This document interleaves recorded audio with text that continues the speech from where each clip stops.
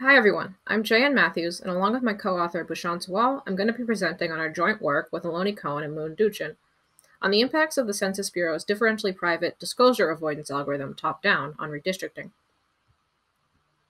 Each decade, the U.S. Census counts every person in the nation. Census data is super important. It's used to apportion representation in Congress among the states, and it is also used for redistricting, which is the process of drawing new voting districts throughout the country. Census responses are also highly confidential. In this year's 2020 decennial census, the Bureau is going to be adding differentially private noise to the released data in order to protect the confidentiality of individuals' data. Their differentially private algorithm is called top-down. Top-down adds noise to the raw census counts in a way that satisfies a bunch of constraints.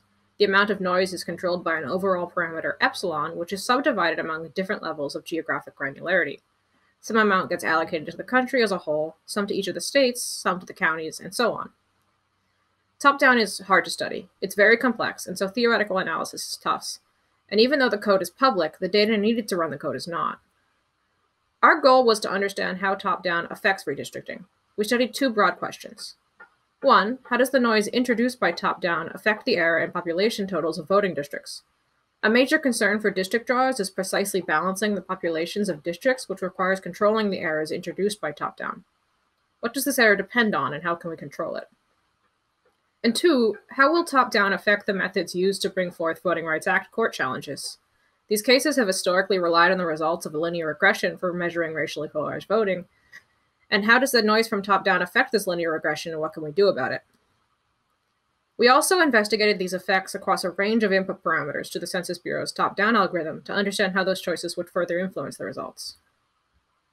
In order to study these, we combined an experimental and an analytical approach. In our experiments, we made use of reconstructed microdata fitting the 2010 decennial census release for the whole state of Texas, as well as the Census Bureau's publicly accessible code for top-down. We also define a simplified variant of top-down, which we call toy-down. Toy-down accounts for a smaller subset of plausibility constraints.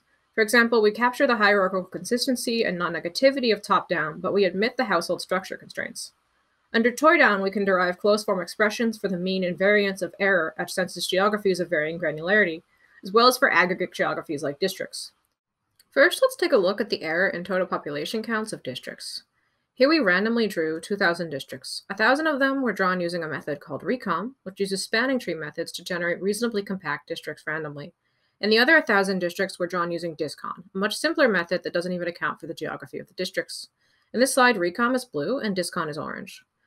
The histograms here are of the magnitude of population error of those districts across multiple runs of top-down. We can see that the shape of the district influences the amount of error observed by the difference in the distribution of error across methods. See the distinction between the blue and orange histograms. This isn't the only factor influencing district-level error. We also see differences based on how the Epsilon budget is allocated across levels of the geographic granularity. The figure on the left weights all levels equally, whereas the right figure puts more weight on the census tracts, which are units of around 1 to 8,000 people.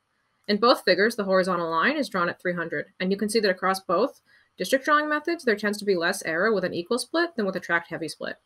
Refer to our paper for a further analysis of the effects of varying district drawing methods and the allocation of the Epsilon budget. Now we turn to Voting Rights Act cases for challenging racial gerrymandering. These cases rely on an analysis called ecological regression that is used to measure racial polarization in voting. Here's what standard ecological regression looks like in a 2018 Texas election for the candidate Valdez. Each blue dot is a voting precinct.